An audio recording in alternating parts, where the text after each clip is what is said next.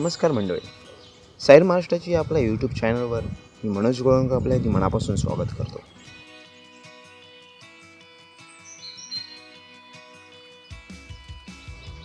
मे महिना म्हटला की साधारणतः डोळ्यासमोर उभा राहतो तो उन्हाचा रखरखाट.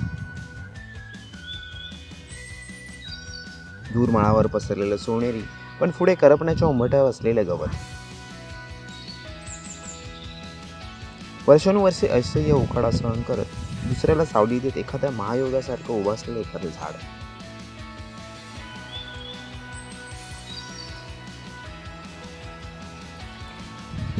पाण्याचा एक एक थेंब मिळवण्यासाठी जीवांची चाललेली धडपड, आणि ते पाणी मिळाल्यावर त्यामध्ये मनसोक्त डुंबणारे हे पक्षी आणि प्राणी मात्र. पण याच उन्हाळ्यात रानात अनेक फुलांना बहर येतो आणि सर्व आसमंतात सुगंध द्रवळतो. टपोरं जांभूळ, चिकाची करवंद, रसाळ बरका फणस आणि पिकलेला आंबा आपल्याला उन्हाळा विसरायला लावतो. याच उन्हाळ्यात आजीच्या हातचं सुक्या माशाची चटणी, आंबोळ्या आणि घावणे खायला मिळतात. काळ्या आईची सेवा करण्यासाठी बळीराजाची लगबग सुरू होते. उन्हात अंगाची कायली होत असतानाही तो भाजावण्याची कामं सुरू करतो. बळीराजाचे डोळे आकाशाकडे लागून राहिलेले असतानाच पावसा पक्षी वरुणराजाच्या आगमनाची वर्दी देतो आणि ओरडून सांगतो,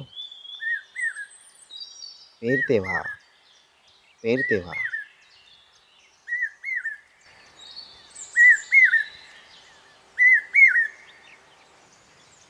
सारा आसमंत काळ्या मेघांनी भरून जातो.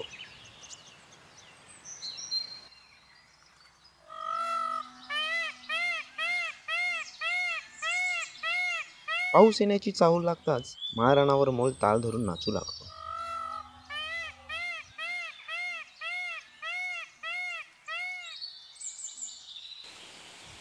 अखेर वरुणराजा अवतरतो.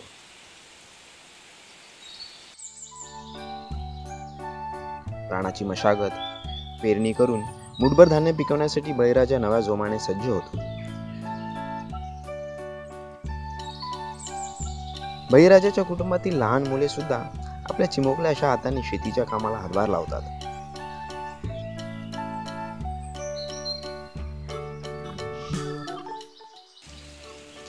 उन्हाने तप्त झालेली धरणी पावसात वाहून निघते. मातीचा छान सुगंध साऱ्या आसमंतात दरवळतो. अखेर चोर पावलांनी मृग धरणीवर अवतरतो. पण हल्लीच्या आधुनिकतेच्या आणि शहरीकरणाच्या गर्दीत ह्याच मृगाचे दर्शन होणे अगदी दुरापास्त झाले आहे.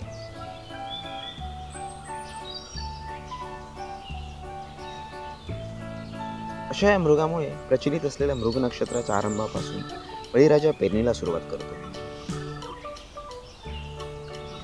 आता पावसाळा सुरू होतो. शेते पाण्याने तुडुंब भरून जातात. सुकलेल्या ओढ्यांना पाणी येते. सर्वत्र हिरवळ होते. आता शेतीच्या कामांनाही वेग येतो. बाकीच्या शेतीची फोडणी केली जाते. पेरलेले धान्य डौलांनी डुलू लागते. अखेर भात लावणीची वेळ जवळ येते.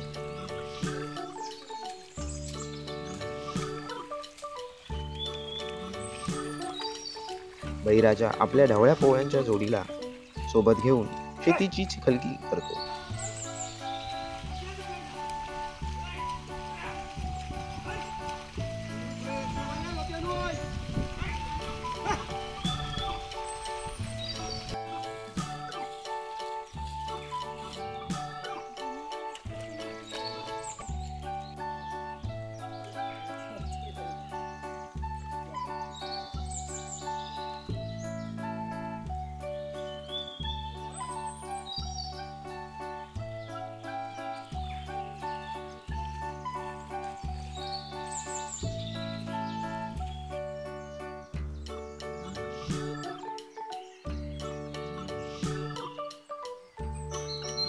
लावणीच्या कामाला बळीराजाला सोबत मिळते ती घरातील लहान थोर मंडळींची.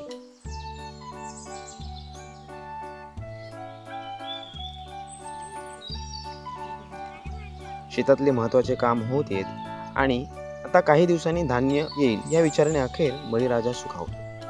आम्ही या व्हिडिओमधून शेतीच्या मशागतीपासून शेत लावणीपर्यंतची पद्धती दाखवण्याचा प्रयत्न केला आहे.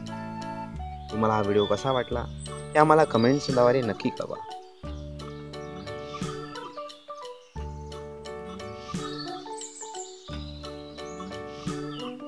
आमचा व्हिडिओ जर तुम्हाला आवडला असेल तर त्याला नक्की लाईक करा आणि शेअर करा. असेच नवनवीन आणि वेगवेगळे व्हिडिओ पाहण्यासाठी सैर महाराष्ट्राची आपल्या YouTube चॅनलला नक्की सबस्क्राईब करा. धन्यवाद.